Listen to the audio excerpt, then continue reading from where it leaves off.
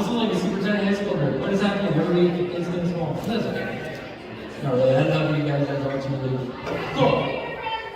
Bring your friends. Literally though, like, I joke that the smaller, or the high school group is getting smaller, but it's really not a joke. It is, and we truly believe that this is a community where we can love each other and encourage each other. So I really encourage you, bring your friends here so that we can build up this community and you have people to go through life with you. Hey, it's amazing. Please do it. Next week, more friends. Every chair filled. No, that's a lot.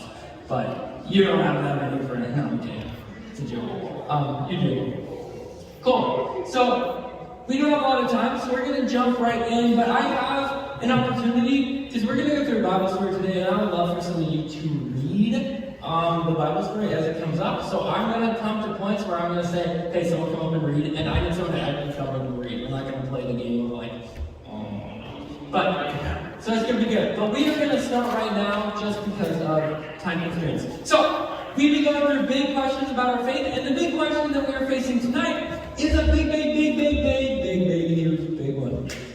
That was 7 bigs and 1 huge. Does God care when we hurt? Because there are so many stories of people who have prayed hundreds of times for something, or have gone through something so hard, and they did not get what they wanted. There was a couple years ago, there was a big thing on Instagram and on social media there was a singer for Hillsong, and she had a baby, and that baby passed away. I don't know if you heard about that. But what she did is she went all through social media, over and over and over, and telling people, share this, put this on your story, pray. And for months, every day, they had these big campaigns of you need to pray for this baby for it to come back to life. And it went on over and over. And every day she was like, this is the day God will raise our baby back to life. And the hard thing is that it did not happen, right? The baby did not come back to life. And that causes us and people to ask the question, does God even care when we hurt, when we go through hard things? And in my life, there's a lot of hard things. I had really bad depression for like 3 years. And many times I said, does God care about me? Does God care when we hurt? And we all know Christians or people that have cancer or have gone through really hard things when it doesn't make sense. Because they are like incredible people and incredible Christians. And we ask the question, does God care when we hurt? Where is God in the midst of pain, loneliness, heartache, abuse, depression, all of those things? Where is He? And why does He choose to help with some things but not help with other things? It's really hard. Because the hard thing about this is that all of us are going to go through something really hard. I was thinking about that yesterday. I feel like I haven't gone through like a very traumatic event, so in my brain I was like, that means I'm going to soon or whatever. But it's crazy how quickly one event can happen and just change your life, right? Maybe it's just one car crash. Maybe it's one doctor's visit. Maybe it's one choice that someone else makes that affects you. But all it takes is one moment for your entire life to be dramatically changed. And those are things that can't go back. And when those really hard, really hurtful things happen, how do we react? Right? How do we react? Because it's hard. Like, how do we continue to trust God? Because naturally, when tragedy strikes, we are less likely to trust Him because we feel like He can't be trusted. Because we feel like, why didn't God stop this really hard thing from happening? And when we're struggling, we sometimes think simply about things, right? We think very simply, like if God didn't save me, He doesn't love me. We think really simply. And maybe you yourself are going through a really hard, life-altering event, right? Or maybe you're going through small hurts, because that's kind of how this works. We often have big things we're going through, or a bunch of really small things that we're going through that are consistently tearing us down. For example, one of the really hard things that you can go through that consistently tears you down is depression, right? Like I said, I went through that. Always looking down on yourself, whatever. Or maybe it's anxiety that you don't understand, and every day it's just hurting. Or maybe it's people in your life that you go to school, and every day they are hurting you. Or maybe it's an addiction you have that you just can't quit, and it's so hard. We have big things, but we also have a lot of these little things that just consistently add up and hurt us. Maybe you go home every day and your parents are always yelling at each other. And that's just like a consistent hurt that doesn't go away. Because the reality of life is this, right? This is reality. It is super easy to trust God when things are going good for us. It is. It's easy to do that because things are good. Flip side, right? It is super hard to trust God when things are going bad. It's really hard because we don't understand and we often make assumptions about God when things are going hard, going bad. So how do we trust God when things go hard? Does he care? Is he there? Because that's the big question of where is God? Where is he? When you feel like God has abandoned you, I believe he hasn't, but we all have to ask, where is he at then? And that's what we're going to talk about. So the way that we're going to talk about this is by diving into a story that talks about these things.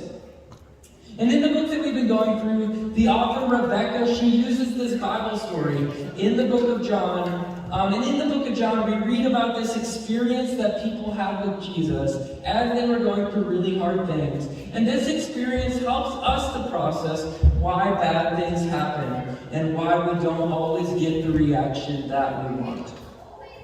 So we're going to be reading from the book of John. We're going to be reading through John 11, and this is separated into 4 parts. So I'm just going to come super quick and read the first part. 3, 2, oh, that's my homework. Okay.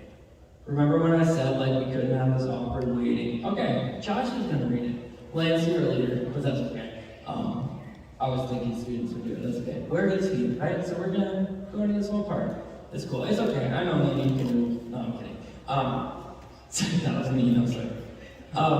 Let's read this. So 4 parts of this story. Now a man named Lazarus was sick. He was from Bethany, the village of Mary and her sister Martha. This Mary, whose brother Lazarus now lay sick, was the same one who poured perfume on the Lord and wiped his feet with her hair. So the sisters gave word to Jesus. They said, Lord, the one you love is sick. And when he heard this, Jesus said, this sickness will not end in death. No, it is for God's glory, so that God's Son may be glorified through it. So now Jesus loved Martha and her sister and Lazarus. So when he heard that Lazarus was sick, he stayed where he was for 2 days.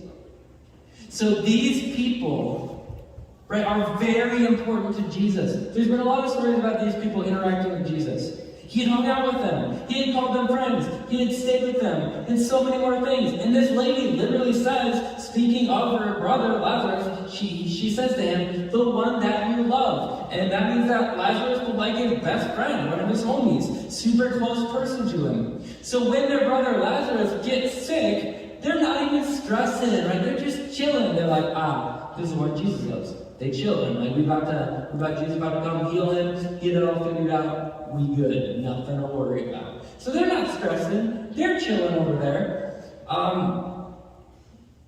And the crazy thing is, they get this message to Jesus, right? And what does Jesus do? So they're like, Jesus is good. He's about to come and heal perfectly. But then we read this, and it says, he heard that Lazarus was sick, so he stayed there for 2 more days. He stayed there 2 more days. So you would think that Jesus would have been like, drop everything, we out of here, boom, go save Lazarus, get it done. But he doesn't do that. He stays. And it's like, why did he stay? We don't actually know exactly what he was doing specifically, but I know that a lot of us feel like that all the time. Right? I do sometimes. I know when I struggled with that deep depression, I would often say things like, God, take this away, heal me right now. And then I'd go to bed, wake up, still feel depressed. And it was so hard. And I would feel just completely like I wouldn't understand why Jesus had not changed the way that I felt. Why he hadn't changed everything for me. Just like Mary and Martha are feeling the same way. Like, what is going on? Why wouldn't Jesus come and save our brother? And it's really interesting because Jesus is essentially saying, if you read into what he's saying there, is that God's got this, right? I'm busy here. God will resurrect at some point, and he just lets things happen, right? He has his plan. And what we learn later is that Lazarus dies, right? He dies because Jesus did not come. And it seems so confusing, because if Jesus can heal and he doesn't heal, does that mean that Jesus just let him die? Let his friend die? Yes, it does. But why, right? Like, what can we learn from that? What can we learn from that part of the story of Jesus let his friend die? Well, one of the things we can learn is that sometimes God lets us go through hard things. And this is hard to talk about, right? Because so many of the hard things that I've gone through in my life, I look back at those hard things and think like, dude, if Jesus had just fixed it, I wouldn't have learned so many of these lessons. Like we were talking about the depression stuff. Like I went through that and that was so hard for 3 years. And then finally I came to a point where Ashley was like, you need help. And then my friend Simon was like, you need help. And the biggest thing that I ever done in my life was I went to a counselor and I said, I don't know what's going on in my brain. I'm in a bad place. I need help. And that was so hard for me to do. But it happened because I endured this pain. I prayed. I'd been with God. And then I was able to make this hard decision. But if God had been like, bro, dude, you're good. You feel perfectly about everything, I'd be like, cool, dude. But I would not have learned what it's like to ask for help or what it's like to persevere, to endure. And obviously it would have been nice to just be healed, but God was doing something in me that has made me so much of a better person, a better man, and I did not understand it, but now I start to understand it. And the important thing for us to understand is that God still loves you, even if he doesn't do exactly what you want him to do. Right? Like if God, we have stuff we want God to do, but if God doesn't do that stuff, he still loves you. He still is God, even when it's hard for us to understand. And the great thing about this story is that Lazarus dies. It's not the end. Right? There's more. So I said 4 parts. That first part is when Jesus doesn't come. Guess what the next one is? When Jesus does come. Yep. Cool. So let's read this next part. I'll read it. It's all good. On his arrival, Jesus found that Lazarus had already been in the tomb for 4 days. So a little late, right? Now Bethany was less than 2 miles from Jerusalem, and many of the Jews had come to Martha and Mary to comfort them in the loss of their brother. So when Martha heard that Jesus was coming, she went out to meet him, but Mary stayed at home. Lord, Martha said to Jesus, if you had been here, my brother would not have died. But I know that even now, God will give you whatever you ask. So she's like, there's still a chance, let's go. And Jesus says to her, your brother will rise again. And she answers, probably sarcastically, I know he's going to rise again at the resurrection in the last days. But Jesus says to her, no, I am the resurrection and the life. The one who believes in me will live, even though they die. And whoever lives by believing in me will never die. Do you believe this? So he's saying, you're focused so much on death. But I am the resurrection and the life. And this question, for all of us, but especially for her, because that's what was happening, is, do you believe this? So Jesus finally comes. Lazarus is already dead, and his sisters are ticked off. They're so mad. Martha says, if you had just come in time, none of this would have happened. None of this pain. Because she thought that she knew what was best. Right? And she wanted to command Jesus, as simple as it is. Do you ever do that? I do sometimes. There's times in my life where I wanted to command Jesus. Jesus, do this, heal this, move this, say this, whatever. Do it now, Jesus. So she's mad, and Jesus says, he's like, chill out. He's going to come back to life. And Martha thinks he's talking about when we all die, and then Jesus, and then we all come back to life. So she's just like, no, I want to know. Now. So the hard thing about this is Martha knows Jesus can heal my brother. And that's what's infuriating to her. And I think that's what's hard about us when we go through hard things. Because it's with the depression, I knew that Jesus could be boom, you're never going to have bad thoughts again. He could have done that, but he didn't. And it's hard when you know that he can. So Martha's knows that Jesus can heal, and she is so frustrated and confused. Jesus, if you can heal him, why the heck did you not do this? So Jesus reminds her of the truth, right? He says, stop focusing on other stuff. I am the resurrection and the life. Whoever believes in me, even if they die, they will live. So Jesus is reminding her that Lazarus has life forever. Like, he may be dead in what she understands, but he has life in Jesus forever because he followed Jesus. So what Jesus is doing right here is he is telling her that she wants the gift more than the giver. He's saying, you want the gift more than the giver. That sounds fancy. But what he's saying is she wants one thing, right? She wants her brother back, and that is all that she can focus on. But he's telling her that the real gift that you're getting here is a gift that will never fade away, that it's Jesus, right? That in Jesus, everybody can live forever. And that this is the most important thing. It's way more important than one more person living a couple more years. He said, this is the life that is really important. This is the resurrection that really matters. And that's a huge message to us, right? That we often want the gift and not the giver, right? I want the things that Jesus can do for me. Right? I want him to heal me. I want him to give me. I want him to bless me with money, to provide, to fix, all that stuff. But often we don't want to do the hard stuff of surrendering our lives, of carrying our cross, of bearing our burdens, giving our burdens to Christ. Like, we don't want to do that stuff. We just want the good stuff that Jesus can give us. And it's crazy, and it's not okay, right? Because what we get when we follow Jesus, what you get when you give your life to Jesus, is 100% better than him answering some of your prayers. It's way better. Because with Jesus, you don't just get healed from your pain, but you get forgiveness of your sins. You get freedom from addiction, from chains. You get eternal life. You get all of this stuff. You are justified before God when you die because of what Jesus has done for you.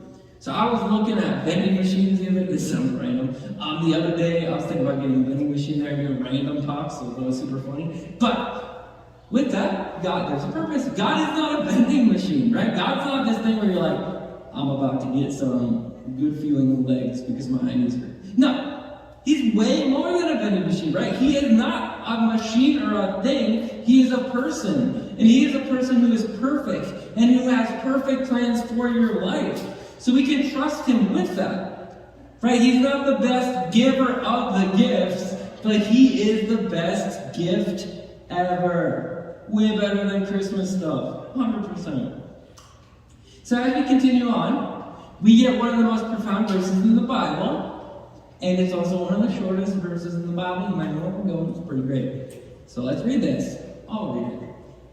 When Mary reached the place where Jesus was, and she saw him, she felt... So that's another sister saying the same thing. She saw him and she said, Lord, if you had been here, my brother would not have died. When Jesus saw her weeping, and the Jews who had come along with her also weeping, he was deeply moved in his spirit and troubled. Where have you laid him? He asked. Come and see, Lord. They replied, Jesus wept.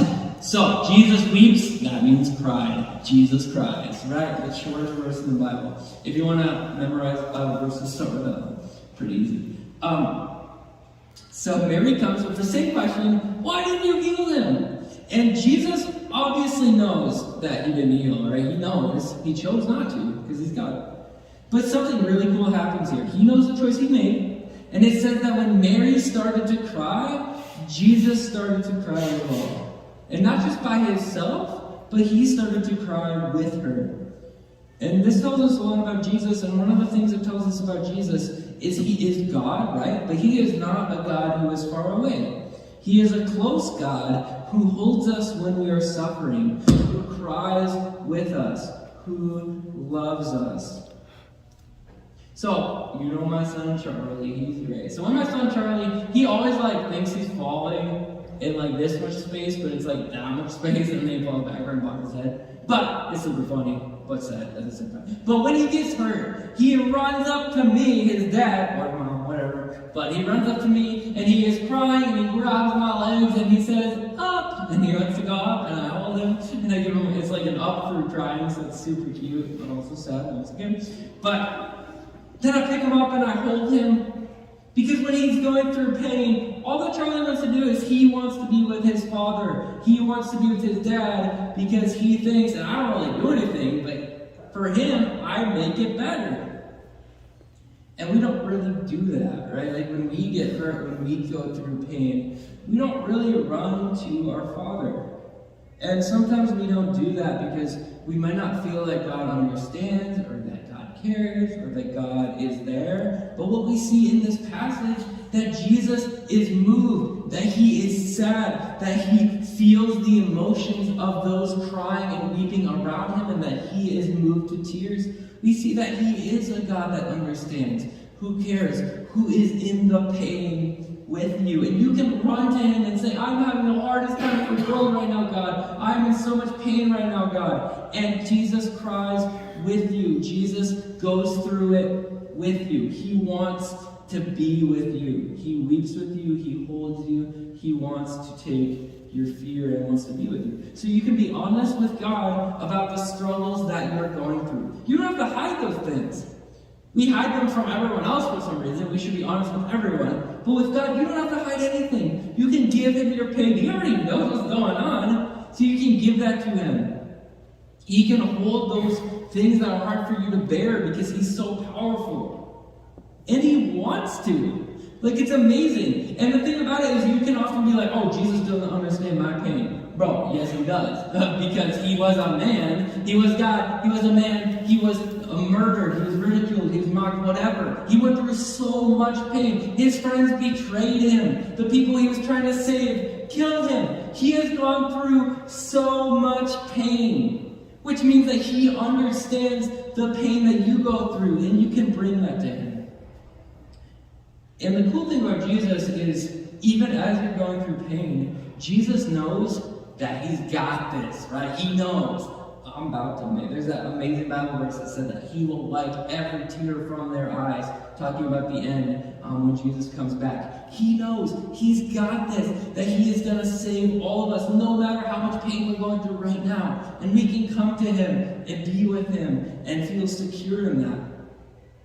So that's not the end, right? We have Jesus doesn't come, Jesus comes, Jesus weeps, and here's the end. And then we'll wrap it up. Jesus, once more deeply moved, came to the tomb. It was a cave with a stone laid across the entrance. Take away the stone, he said. But Lord, said Martha, the sister of the dead man, it's kind of weird to say sister of Lazarus, I don't know. By this time, there was a bad odor, for he's been in there for 4 days. Then Jesus says, did I not tell you that if you believe you'll see the glory of God? So they took away the stone. Then Jesus looks up and he says, Father, I thank you that you have heard me. I knew that you always hear me. But this is funny actually. I know that you always hear me, but I say this for the benefit of the people standing here, that they may believe that you sent me. When he had said this, Jesus called in a loud voice, Lazarus, come out! And the dead man came out, Lazarus came out, his hands and his feet wrapped with strips of linen and a cloth around his face.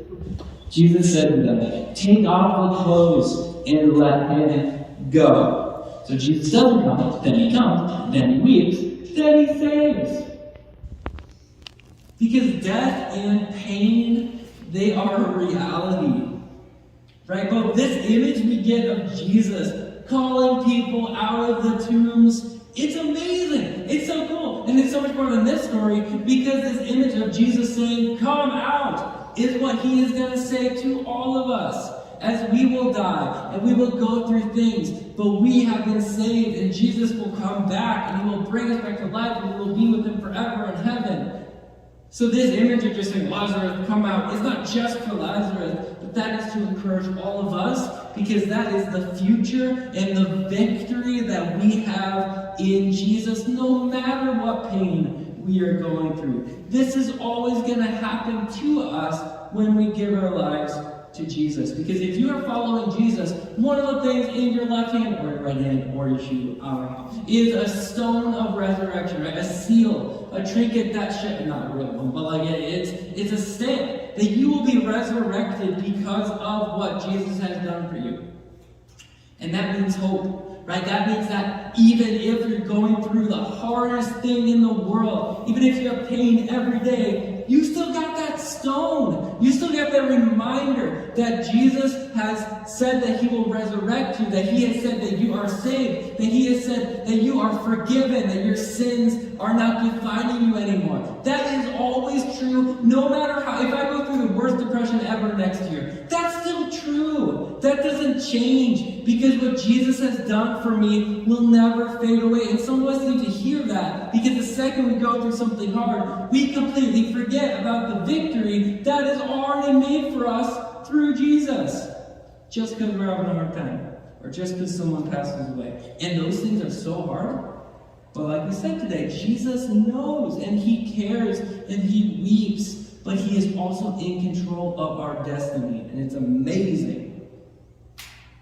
Jesus is always in control of whatever pain we're going through. So for all you guys, as we finish, you're all going through pain. Some of you are going through pain that, no pain's like worse, but some of you are going through really hard pain, really hard traumatic events. Some of you are going through small pains that last every day. And I just want to say I love you guys. I'm praying for you. I hope that you can talk about that in small group and you can admit that stuff and ask for help. But I just want you to know that Jesus is there with you. He has not abandoned you. He does care for you. After this story has shown how he does that. And that even if he doesn't perfectly answer the prayers the way that you want, there's going to be a resurrection, and it's going to be amazing, and Jesus is going to save even when our prayers are not answered exactly the way that we want to, even if we go through pain.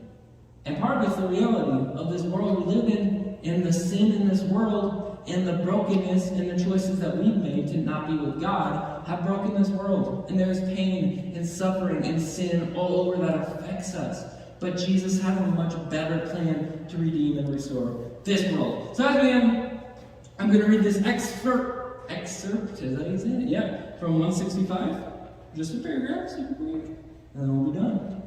We'll pray, of course. I like this, summarize as well. The question we must ask when we are suffering, when we see suffering, is this: what could possibly be worth it? Jesus' flabbergasting claim is that he is worth it. And if you're trusting in Jesus, you can be sure that any suffering you face is not because he doesn't love you, but because he does. And this doesn't mean that we'll always understand what's going on, because often we don't. But the Bible is full of suffering people crying out to God and asking God why. And there are no easy answers. But if Jesus was willing to suffer and die for us, we can trust him even with our most terrible hurts. Because he is the resurrection and the life. He is writing our story right up to the end. And if we are trusting him, the ending of our story will be unimaginably good. Let's pray. God, thank you that we can have hope, even though we go through the hardest stuff. God, I pray for everyone here, especially those people who came here and feel like they have no hope left, that they feel like life cannot get worse. God, I pray that you would encourage them, that they can ask for help, that we can support them. But ultimately, Lord, that you care for them, that you are there in the pain, that even though you might not answer the prayers exactly the way that we want, that we don't know what you're doing. So we need to trust you. And God, thank you that we all, those who have given our lives to you, we will be resurrected. And that doesn't change based on what we go through. That is something that is constant if we trust in you, if you are the one who we are looking to for our salvation. So we love you, God. We're excited to dive in. You're so good. In your name, amen.